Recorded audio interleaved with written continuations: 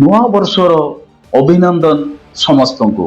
ତ ଏହି ନୂଆ ବର୍ଷରେ ପ୍ରତ୍ୟେକ ବଙ୍ଗାଳୀ ଗାଁରେ ସକାଳରୁ ଭୋର ସକାଳରୁ ସମସ୍ତେ ହରେ କୃଷ୍ଣ ନାମ ସଂକୀର୍ତ୍ତନ ତଥା ଜୟ ହରିବୋଲ ସହିତ ଡଙ୍କା ବଜେଇକିରି ନୂଆ ବର୍ଷକୁ ସ୍ୱାଗତ ଜଣାଇକିରି ସମସ୍ତେ ନଗର କୀର୍ତ୍ତନ କରୁଛନ୍ତି।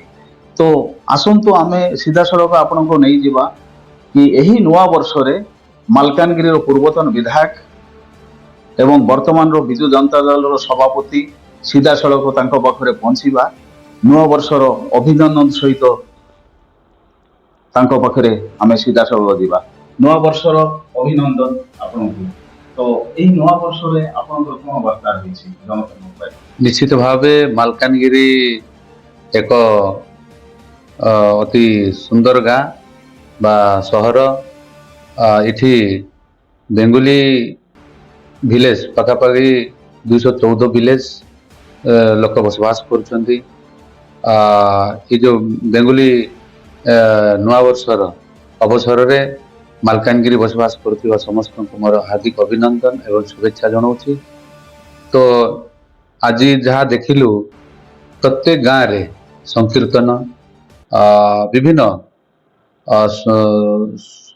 ପରମ୍ପରା ଭାବରେ ନାଚ ଗୀତ କରିକିରି ହରେ କୃଷ୍ଣ ଏବଂ ଆମର ମତୁଆ ସମ୍ପ୍ରଦାୟ କଥା କୁହନ୍ତୁ, କୃଷ୍ଣତନ୍ତ୍ର କଥା କୁହନ୍ତୁ, ସବୁ ଯାହାର ଯୋଉ ମତରେ ଅଛନ୍ତି ସେ ମତ ଅନୁସାରେ ପ୍ରତ୍ୟେକ ଗାଁରେ କୀର୍ତ୍ତନ କରିକି ନୂଆ ବର୍ଷକୁ ସ୍ୱାଗତ କରିକି ପୁରୁଣା ବର୍ଷକୁ ବିଦାୟ କରି ଅତି ଆନନ୍ଦର ସହିତ ମିଠା ପଣା ସବୁ ପ୍ରକାର ଆନନ୍ଦ ସହିତ ମୁଁ ଯାଇଥିଲି MB45 ବହୁତ ସୁନ୍ଦର ଭାବରେ ସମସ୍ତେ ମା ଭଉଣୀ ଗୁରୁଜନ ସମସ୍ତେ ଏକ ହେଇକିରି ମୃଦଙ୍ଗ ବଜେଇକିରି କୀର୍ତ୍ତନ କରିକି ଗାଁ ଗାଁରେ ଘରେ ଘରେ ଯୋଉ ବୁଲୁଥିଲେ, ତ ବହୁତ ଖୁସି ଲାଗୁଛି। ଯାହା ହଉ ମାଲକାନଗିରି ଏଇ ବଙ୍ଗାଳୀ ନବବର୍ଷ ପାଇଁ ମୁଁ ସମସ୍ତଙ୍କୁ ଅଭିନନ୍ଦନ ଜଣାଉଛି ଏବଂ ସ୍ୱାଗତ ଜଣାଉଛି। ସମସ୍ତେ ଏଇ ନୂଆ ବର୍ଷରେ ସୁଖ ଶାନ୍ତି ସମୃଦ୍ଧିର ବର୍ଷ ହଉ, ସମସ୍ତଙ୍କର ମଙ୍ଗଳମୟ କାମନା କରୁଛି। ଆଜ୍ଞା, ବର୍ତ୍ତମାନର ଆପଣ ବିରୋଧୀରେ ଯୋଉ କଥା କହିଥିଲେ ମାଲକାନଗିରି ଆସିକିରି ଆସାମର ମାନ୍ୟବର ମୁଖ୍ୟମନ୍ତ୍ରୀ ହେମନ୍ତ ବିଶ୍ଵ ଶର୍ମାଜୀ ବିଭିନ୍ନ ଜାଗାରେ ବେଙ୍ଗୁଲି ଗାଁରେ ଯାଇକି କହିଲେ, ପ୍ରଥମ ପଚାରିଲେ ଆପଣ ଗାଁ ନା କଣ? ନାଇଁ, ଗାଁ ନା ହଉଛି MPB 81, MPB 82। ये जो पचारला पर है, क्या आप लोग का कोई जगह नंबर लग गया क्या गांव का? ये हमारा सरकार आने से जल्दी उठ जाएगा। जब सरकार बनेगा नेक्स्ट दिन में ये नंबर उठ जाएगा एवं नाम परिवर्तन हो जाएगा। तो दुई वर्ष हेलानी ये कौन कथा ही रहीगला। ये संपूर्ण आप जानते ये हूँ डबल इंजिन सरकार खाली डिम डिम पिटेबार भाषण मारिबारे कौन सी कथार मूल्य किसी रहू नहीं। देखंतु ये 2 वर्ष भितर कौन सी गोटे नुआ योजना किसी है ही नहीं।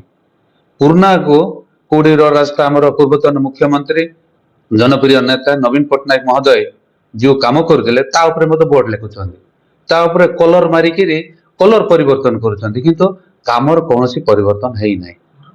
तो जोटा कि से जदि है प्लास्टर छड़े कलर मारिक नुआ बिल्डिंग कला भाया कर उद्घाटन कर माननीय सांसद एवं MLA महोदय माने। तो ये एक दुर्भाग्यर कथा जो कथा कहते रेवेन्यू विलेज कहते केबे हम केते दिन भीतर हम 2 वर्ष है कौन प्रोसेस है सब जाए किसी है ना। आउ जो गाँव रो जो नंबर ना परिवर्तन करने ना तो अच्छी मु तो कहबी ना अच्छी जमी MP 7 जगन्नाथ पाली ये मैंने कौन परिवर्तन करेंगे आपणकर बासंती नगर 42 से तो ना अच्छी एम परिवर्तन कौन टा परिवर्तन करेंगे किसी परिवर्तन करार ना। एम मिछ कहीकि भुआ बोल लोक भोट नहीं जोटा जिते मिछ कहीकि भोट नहीं गले आमर माननीय पूर्वतन मुख्यमंत्री कहले आम मिछ कही पालु ना जहा कहूँ ताठू अधिका काम करूँ जमती लक्ष्मी बस जाक ब्लॉक टू हेड माने ब्लॉक रु गाँव को जाऊला पंचायत को पंचायत रु SC बस चलता बंद हो गला कि नहीं। ସେ କଣ ହବ ଇ କୋ ଉନ୍ନତି ହବ କିଛି ଉନ୍ନତି ହବାର ନାହିଁ। ଇଏ ହଉଛି ପମ୍ପା, ଇଏ ହଉଛି ପାଣି ନଥିବା ହାଣ୍ଡି, ବାଜିଲେ ଠଙ୍ଗ ଠଙ୍ଗ ବାଜୁଛି, ତାର କୌଣସି କାମରେ ଆସିବନି। ଏଇଟା ସମ୍ପୂର୍ଣ୍ଣ ଭାବେ ମିଛୁଆ ସରକାର ଆଉ ମିଛ କହିକିରି ଲୋକଙ୍କୁ ଭୁଆ ବୁଲାଇଛନ୍ତି। ଆଉ କେବେ ବି ହବନି, ରେଭିନ୍ୟୁ ବିଲ୍ ଯାଇପାରିବନି ଏବଂ ନା ମଧ୍ୟ ପରିବର୍ତ୍ତନ କରିପାରିବେ ନାହିଁ। ଇଏ ହଉଛି ଆମର ଯଦି ଆମର ପୂର୍ବତନ ମୁଖ୍ୟମନ୍ତ୍ରୀ ଏଥର ଆଉ ମୁଖ୍ୟମନ୍ତ୍ରୀ ହେଇଥାନ୍ତା। ଏବେ ଦେଖନ୍ତୁ ଆଉ ଗୋଟେ କଥା, ଆମର ଯୋଉ ହରି ଆଶ୍ରାମ କଥା କୁହନ୍ତୁ, ମତୁଆ ସମ୍ପ୍ରଦାୟର ହରି ଆଶ୍ରାମ ଆଉ ନରନାରାୟଣ ଆଶ୍ରାମ, ମାନ୍ୟବର ପୂର୍ବତନ ମୁଖ୍ୟମନ୍ତ୍ରୀ ସମ୍ପୂର୍ଣ୍ଣ ଭାବରେ ବେଙ୍ଗୁଲି ସମ୍ପ୍ରଦାୟ ହଉ, ଆଦିବାସୀ ସମ୍ପ୍ରଦାୟ ହଉ, କାହାକୁ ଗୋଟେ ଏଠି ସମାଜର ଫିଲିଂସ କରୁନଥିଲେ। ସମସ୍ତଙ୍କ ସମନ୍ୱୟ ଭାବରେ ଓଡ଼ିଶାର ସମସ୍ତ କାମ କରୁଥିଲେ ଏବଂ ମାଲକାନଗିରି ମଧ୍ୟ ସମସ୍ତଙ୍କର ବିକାଶ କଥା ହିଁ ଚିନ୍ତା କରୁଥିଲେ। ଏମିତି କୌଣସି ଆକ୍ରୋଶମୂଳକ ଭାବରେ ଗୋଟେ ସମାଜକୁ ନେଇକି କୌଣସି ଗଣ୍ଡଗୋଳ କରାଉନଥିଲେ ଏବଂ ଶାନ୍ତିପୂର୍ଣ୍ଣ ଭାବରେ ଓଡ଼ିଶାର ଏବଂ ମାଲକାନଗିରି ଲୋକ ବସବାସ କରୁଥିଲେ। ଏ 2 ବର୍ଷ ଭିତରେ କେତେ ଡେଲି ମାରପିଟ, ଡେଲି ଗଣ୍ଡଗୋଳ, ସମାଜ ଭିତରେ ଗଣ୍ଡଗୋଳ ହଉଛି, ଏକ ଦୁର୍ଭାଗ୍ୟର କଥା। ସମ୍ପୂର୍ଣ୍ଣ ଭାବେ ବିଜେପିର ମିଛ କଥା କୁ ବେଶୀ ଲୋକ କହିଥିଲେ ଯେ ଅଧିକା ବୋଧେ ମିଳିବ ଆଶା, କିନ୍ତୁ ଆଉ ଜାଣିଦେଲେଣି। ଆଉ ଆଗାମୀ ଦିନ ପଞ୍ଚାୟତ ନିର୍ବାଚନରେ ନିଶ୍ଚିତ ଭାବେ ବିଜୁ ଜନତା ଦଳକୁ ସମର୍ଥନ କରିବେ।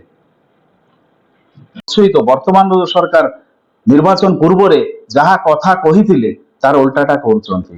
ତାର ଉଦାହରଣ ଦେଖନ୍ତୁ, ଯୋଉ ମାଲକାନଗିରି ପାଇଁ ପ୍ରତିଶ୍ରୁତି ଦେଇଥିଲେ କି ରେଭିନ୍ୟୁ ଭିଲେଜ କରିବେ, ଗାଁର ନାଁ ପରିବର୍ତ୍ତନ କରିବେ, କିନ୍ତୁ ସେହା ଏବେ ମଧ୍ୟ ହେଇପାରିଲେ ନାହିଁ, କେବେ ମଧ୍ୟ ହେଇପାରିବନି ବୋଲି ଯୋଉ ମାଲକାନଗିରି ପୂର୍ବତନ ବିଧାୟକ ଆଉ ବର୍ତ୍ତମାନର ଜିଲ୍ଲା ସଭାପତି ସେ କହିଛନ୍ତି। ତେବେ ଦେଖିବାକୁ ବାକି ରହିଲା। ନୂଆ ବର୍ଷର ସମସ୍ତଙ୍କୁ ଶୁଭେଚ୍ଛା ଜଣାଇଛନ୍ତି। ଆମ ଚ୍ୟାନେଲ ତରଫରୁ ସମସ୍ତଙ୍କୁ ମାଲକାନଗିରି ଜିଲ୍ଲା ସହିତ ସମଗ୍ର ଦେଶବାସୀଙ୍କୁ ନୂଆବର୍ଷର ଯୋଉ ହିନ୍ଦୁ ନୂଆବର୍ଷର ଶୁଭେଚ୍ଛା।